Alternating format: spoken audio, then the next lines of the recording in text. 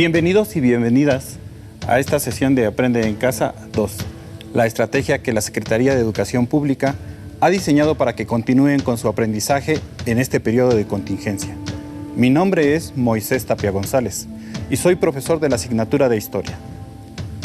Recuerden lavarse continuamente las manos, mantener la sana distancia, no tocarse la cara y hacer estornudo de etiqueta. No olviden que deben de cuidarse para cuidar a sus seres queridos. El día de hoy conocerán los procesos que permitieron a los cazadores-recolectores combinar la caza con la domesticación de plantas, lo cual fue uno de los factores que permitió a la humanidad dejar de ser nómada para volverse sedentaria. Sugiero que tengan a la mano su cuaderno para realizar anotaciones cuando sea necesario. Registren los conceptos importantes. El propósito de esta sesión es conocer el proceso de domesticación de semillas y plantas como chile, frijol, calabaza y el maíz. Las poblaciones humanas comenzaron a poner en práctica la domesticación de semillas y plantas, que con el tiempo se convirtió en la agricultura. La domesticación de plantas ocurrió en varias partes del mundo, en distintos momentos y a lo largo de miles de años. Pero este proceso, en las cunas civilizatorias, tuvo en común que las poblaciones agrícolas se establecieron junto a los recursos acuíferos y pluviales, como lagos y ríos. Como ustedes saben, cualquier planta requiere de varios elementos para que se desarrolle, como un clima favorable, sol, tierra fértil y, por supuesto, agua. Quizá esta es una de las razones por las que las culturas de Mesopotamia, Egipto, China, India y Mesoamérica se establecieron cerca de ríos o zonas lacustres, en donde encontraron elementos propicios para el desarrollo de la domesticación y la técnica de la agricultura. Repasemos un poco sobre lo que se cultivó en estas regiones al inicio de las sociedades agrícolas del mundo antiguo. En Mesopotamia, Egipto e India, el trigo y la cebada. En China, arroz, mijo y trigo. En Mesoamérica, chile, frijol, calabaza y maíz. Ahora veamos algunas plantas que fueron originalmente cultivadas y luego domesticadas.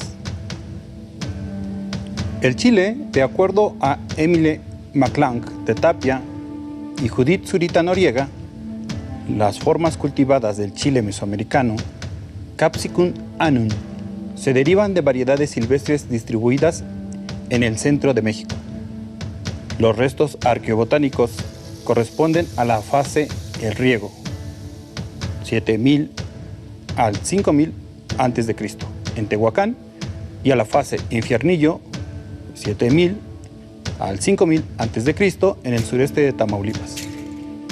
El frijol, Phaceolus spp, el análisis que se ha hecho a diversas especies de este tipo de frijol y que aún consumimos, revela que sus antecedentes y origen se encuentran en el área de lo que hoy conocemos como el estado de Jalisco.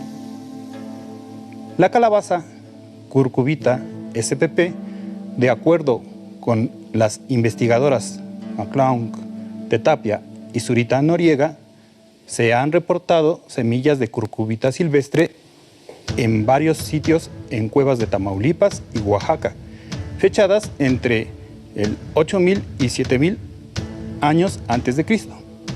También se recuperaron semillas parecidas a la curcubita pepo en Tamaulipas y Tehuacán, aproximadamente 5200 años antes de Cristo. El maíz, sea maíz, es sin duda uno de los elementos centrales de nuestra cultura. Aunque su origen continúa siendo discutido por los especialistas, lo cierto es que hoy en día sigue siendo la base de la alimentación en México. Piensen y comenten con sus familiares sobre todos los alimentos que consumimos y que están elaborados con base en el maíz. Ahora veamos algunas de las consecuencias del establecimiento de sociedades agrícolas. Con la domesticación de plantas y semillas en todo el mundo antiguo, principalmente de cereales como el maíz, trigo, cebada y arroz, los habitantes de las aldeas modificaron sus relaciones y organizaciones sociales. Se fueron transformando en sociedades más jerarquizadas. Poco a poco, en esas aldeas mejoró la alimentación y aumentó la población. Como resultado, surgió la especialización en nuevas labores. La base de la economía aldeana era la agricultura y unas personas se dedicaron al campo y otras a labores como la artesanía, la construcción, la administración y la religión, que respondían a las necesidades de las nuevas urbes. Así surgieron las grandes ciudades. Sin embargo, hoy sabemos que las ciudades antiguas no solo fueron construidas como consecuencia de la reorganización social y jerárquica de las sociedades agrícolas.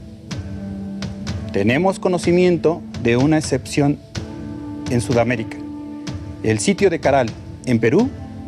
Aquí se edificó una ciudad cuya base de la economía no fue la agricultura, sino el comercio. La civilización de Caral, o cultura de Caral, se desarrolló entre el 3000 y 1500 antes de nuestra era. Fechas que anteceden a la creación de las grandes urbes de las civilizaciones agrícolas. Hacia el 2500 antes de nuestra era. Para ampliar los conocimientos sobre el proceso de domesticación de semillas y plantas, los invito a que vean el siguiente video. Tuvieron que pasar miles de millones de años para que los primeros pobladores de América dejaran de ser nómadas y se convirtieran en sedentarios. ¿Sabes qué características diferenciaban estos modos de vida? ¿Sabes qué hechos posibilitaron la transición de uno a otro? Te invito a descubrirlo. Es probable que los primeros pobladores de América hayan llegado de Asia a través de un puente de tierra llamado Beringia, aproximadamente en el año 40.000 antes de nuestra era, en busca de alimentos y refugio. Estos pobladores llevaban un estilo de vida nómada, cuya principal característica era el constante movimiento para lograr la supervivencia. Vivían en cuevas y se aglutinaban en grupos pequeños de 20 o 30 miembros. Los hombres se encargaban de cazar y el tipo de presa dependía de las características del lugar donde estuvieran. Podían ser aves, mamuts, ciervos, renos, bisontes, roedores y hasta peces. La extinción de los grandes mamíferos como el mamut, a causa de la caza y el cambio climático, derivó en la cacería de animales medianos y pequeños. En cambio, las mujeres recolectaban hierbas, frutos silvestres, hojas y raíces. En ese tiempo, los pobladores vestían con pieles de animales. También dibujaron en cuevas algunas escenas que posiblemente representaban hechos de su vida. Ahora las conocemos como pinturas rupestres.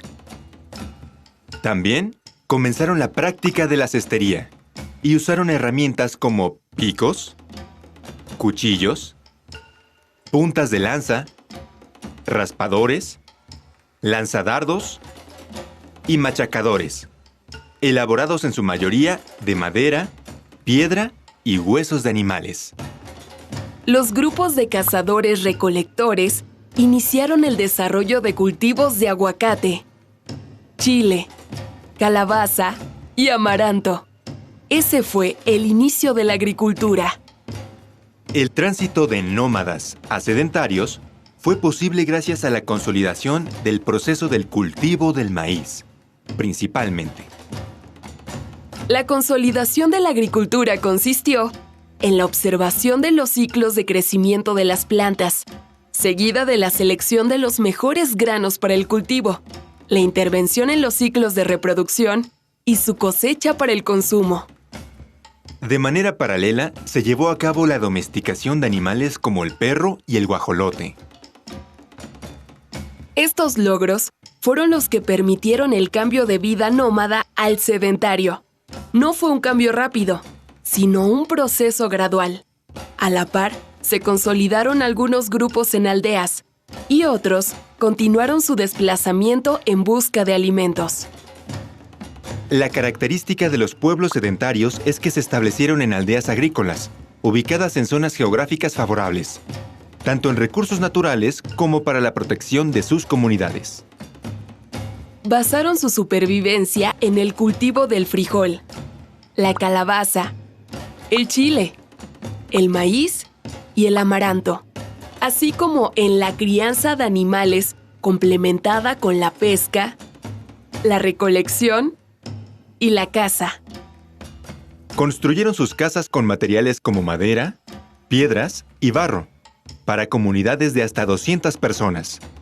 Además de pieles, comenzaron a utilizar el algodón en su vestimenta. Las actividades de su vida diaria los obligaron a desarrollar nuevas técnicas como la cerámica y la cestería. También perfeccionaron herramientas de piedra como cuchillos, martillos y molinos. Las mujeres se dedicaron a la molienda de granos, a la elaboración de vasijas y desarrollaron la cestería y el trabajo en telares. Los hombres cultivaban la tierra, criaban los animales, pescaban, cazaban y fabricaban las herramientas para el trabajo. Se considera que las sociedades de este periodo eran igualitarias. La diferencia principal entre los grupos nómadas y los sedentarios es que los primeros se desplazaban para buscar alimento y los segundos permanecieron en un lugar y sobrevivieron gracias a la agricultura y a la domesticación de animales. Te invito a reflexionar sobre la importancia de la vida en comunidad para la subsistencia de los pueblos nómadas y sedentarios. ¿Qué te pareció el video? Interesante, ¿verdad? Desde mediados del siglo XIX se han realizado muchos intentos para explicar el paso de una economía basada en la caza-recolección a una basada en la producción de alimentos. Los diversos modelos para explicar este cambio privilegiaron el papel predominante de alguno de los siguientes elementos: los factores culturales, las características del medio ambiente, los cambios genéticos que ocurren en las plantas. En los años 50 del siglo XX, B. Gordon Childe, un arqueólogo australiano, propuso el primer modelo explicativo del origen de la agricultura, que trataba de contestar dónde, cómo y por qué surgió. Llamó a este momento de transformación de las sociedades como la Revolución Neolítica. Childe creó la teoría del oasis, en la cual explica que un cambio climático al final del Pleistoceno provocó la desertificación de una gran parte del Medio Oriente. Ello provocaría la disminución de cereales y las personas se vieron obligadas a preservar las semillas y cultivarlas en los oasis.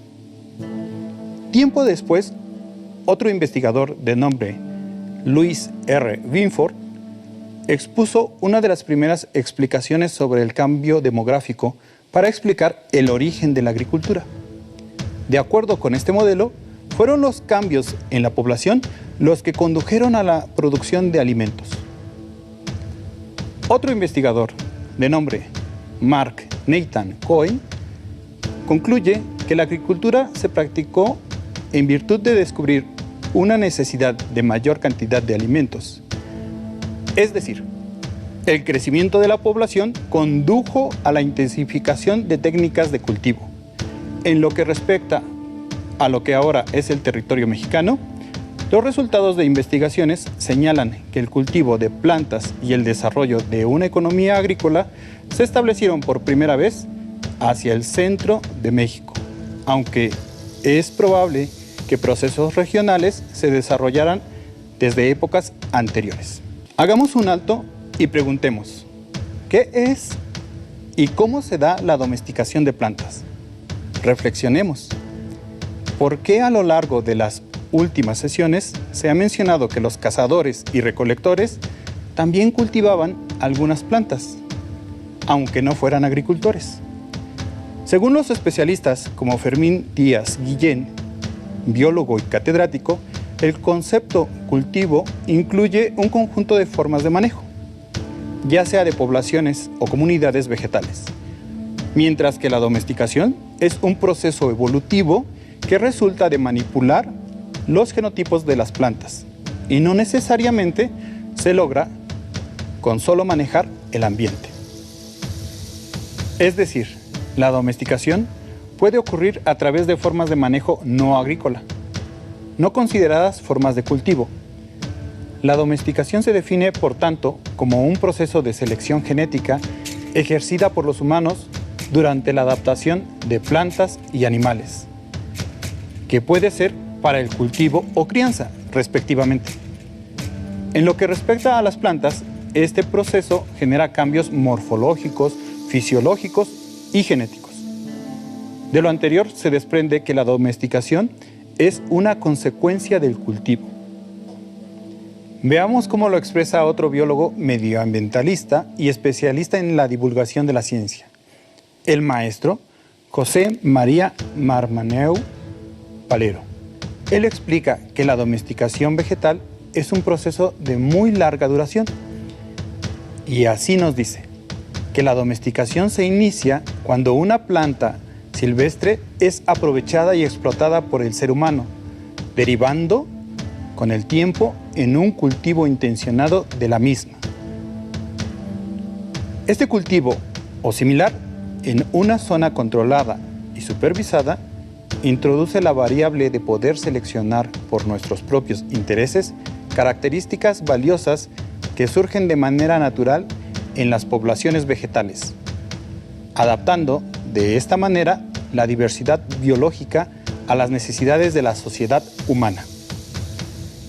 Ahora pongamos atención a lo que afirma el maestro a continuación, porque sus palabras nos ayudarán a comprender un poco mejor por qué los cazadores-recolectores podían dedicarse, además de la recolección y la caza, al cultivo sin llegar a ser agricultores, e incluso sin dejar de ser nómadas. El maestro Marmaneu Palero nos dice: es importante recalcar que el cultivo inicial no implica aún domesticación, ya que simplemente supone formas de manejo como el control de la germinación, en los cuidados o en la recolección de una población silvestre de plantas. Solo se puede hablar de domesticación cuando tras varias generaciones, tras un proceso de selección manual, los genes que expresan las características de interés se han fijado en la población silvestre como una consecuencia de nuestra intervención. La domesticación estaba en camino. Para reafirmar lo que acabamos de conocer, los invito a ver el siguiente video. La domesticación de los cultivos. La gran riqueza biológica del planeta es el resultado de la evolución ocurrida a lo largo de millones de años en diversos ambientes en donde se han desarrollado las especies de plantas y animales. El ser humano ha contribuido también al proceso evolutivo a través de la selección que ha hecho de plantas y animales para su uso. La estrecha relación entre la diversidad biológica y la diversidad cultural se manifiesta en el proceso de domesticación. Los alimentos que hoy tenemos sobre nuestra mesa provienen en gran medida de este proceso ocurrido durante miles de años, mediante la selección de características de su interés, como el tamaño, el sabor, el color o la textura de las frutas. Actualmente recolectamos semillas de plantas cuyos frutos agradan al paladar, para luego sembrarlas en un lugar cercano.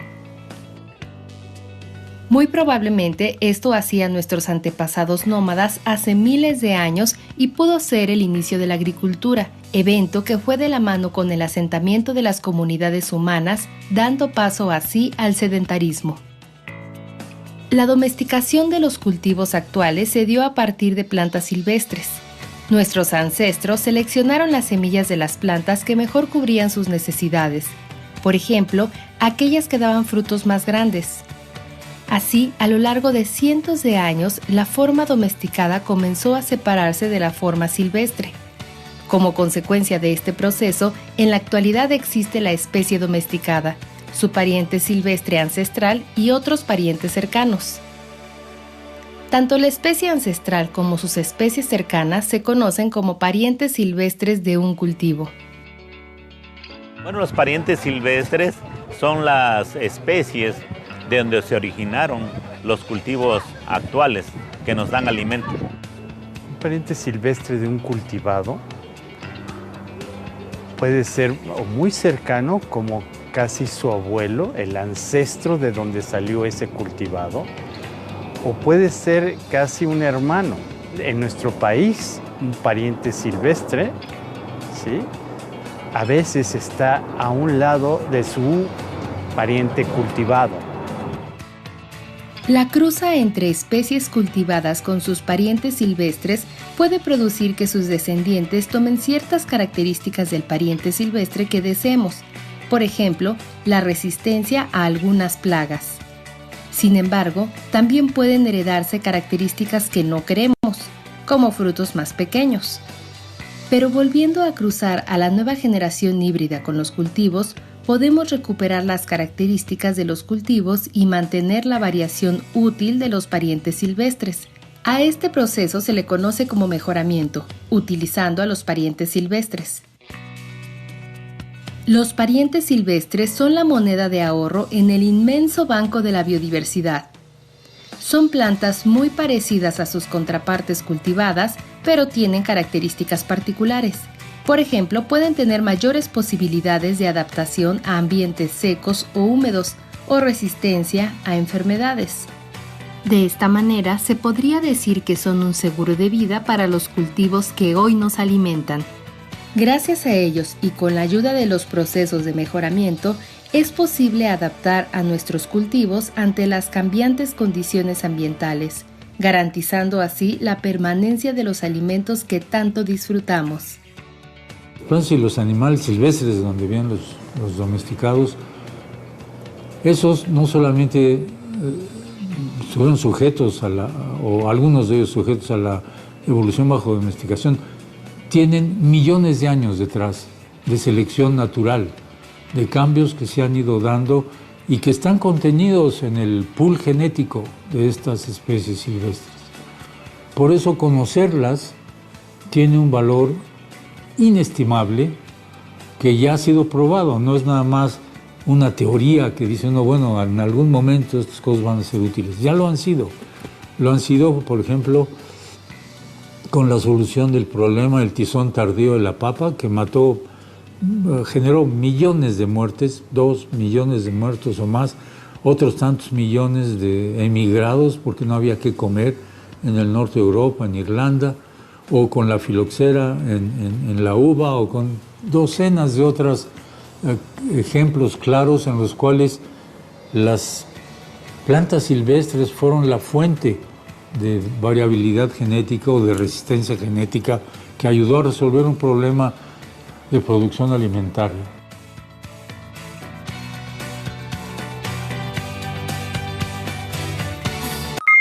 Los seres humanos han realizado acciones que los han conducido a lograr mejores condiciones de vida. Una de estas acciones es la producción de alimentos. ¿Quién diría que el proceso de domesticación de semillas y plantas, como el chile, frijol, calabaza y maíz, contribuiría a modificar la forma de organización de los seres humanos, llevándolos de una actividad de caza-recolección a producir sus propios alimentos? Espero que hayan registrado los conceptos importantes en que se centró la sesión de hoy: la caza, recolección y la domesticación. Los invito a que escriban el significado de estos conceptos con sus propias palabras y comparen sus textos con un diccionario. Ahora les tengo un reto. Realicen un cuadro comparativo en el que expliquen cómo vivían las sociedades antes y después del proceso de domesticación de semillas y plantas. El cuadro deberá de llevar 2 columnas, en ellas escribirás las diferencias. También los invito a que aprovechen ese maravilloso recurso que es su libro de texto. y busquen en él los temas que hoy se abordaron y extraigan las ideas principales de cada tema. ¿Listo? Terminamos. Pero aún nos queda mucho por explorar y descubrir. Así que nos vemos pronto aquí en Aprende en Casa 2.